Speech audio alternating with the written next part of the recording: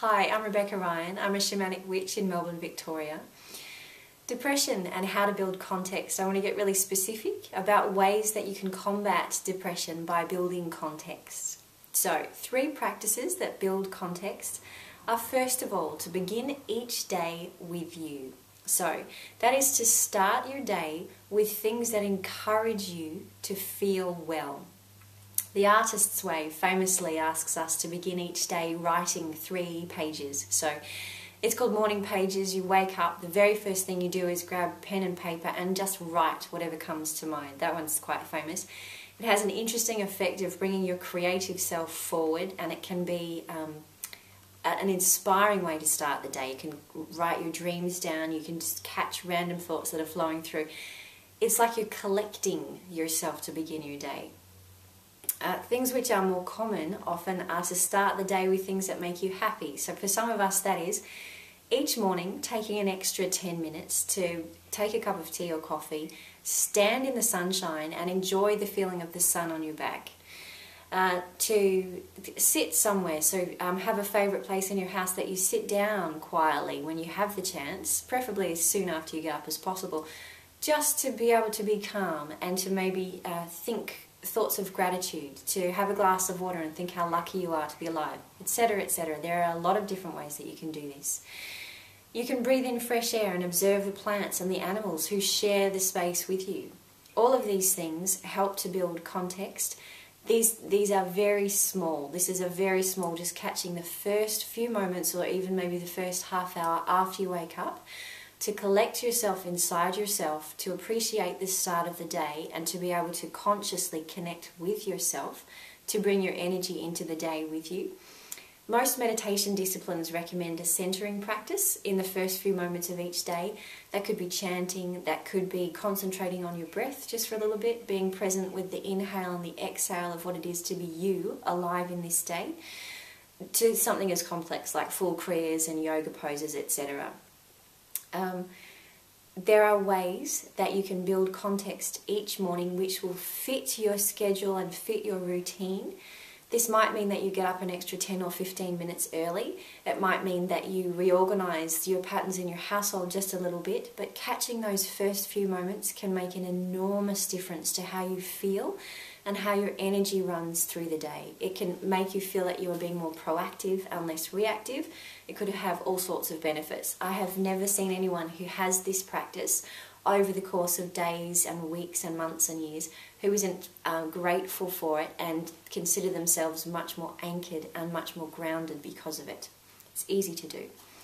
The second is to have a day out each week. So this is context building that creates a day which is distinctly different. So this distinctly different day is, it helps you mark the passage of time. So it says this is the end of this 7-day period, or this is the end of this 5-day period.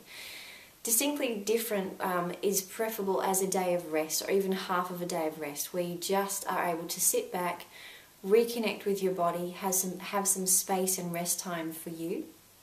This could be a day or half of a day where you give yourself time and space for spontaneity, for simplicity, or for gratitude. This can be one day each week which is free-formed and open to you, so it can be just a scheduled little patch of time where when you get there you make up what you would like to do. That's fine. Each day can look different, so each time that you do this can look different from the time before. The trick is just to have a period of time in each week that is different and is devoted to you.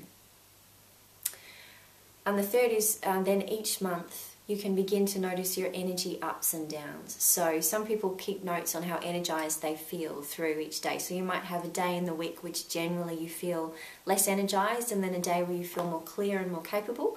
This then is replicated through the month, and then it will be replicated through the year. So you will have some down times and some up times. Times when you are more slow and where you need to recharge, and times where you're more gung-ho and more clear and more focused. If you can, take note. You can make the very most of what it is to live in your body on earth. When you have a downtime and you expected it, you can do things like have a simpler dinner.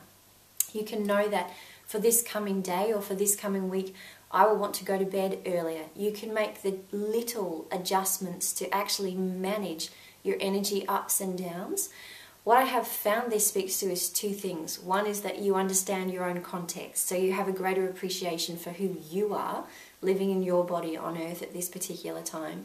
And the second is when you're managing it, it can be less frightening. So if you have an up for 3 days and then a down for 2 and then an up for some more and a down again, sometimes what can happen is when you're on a less energized or a more down note, you can be frightened that you won't come up or that you're doing something wrong because you keep going down again.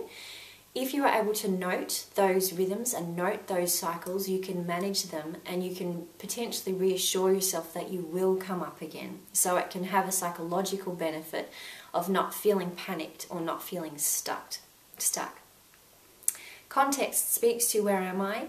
This connection just requires us to rethink a little how we live and to take the time, put in a small amount of effort now for very, very large rewards.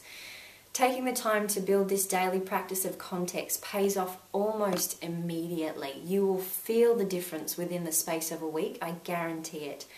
We very quickly, with these practices, begin to weave a web of support and growth around us and the communities that we live in because we are present to what is happening to us. This gives us the ability to harness our own power for ourselves and for our communities and to mark the passage of our own lives.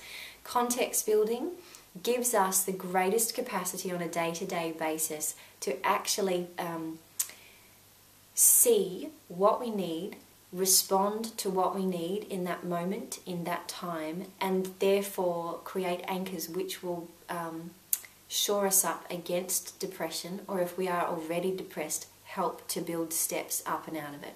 Thank you.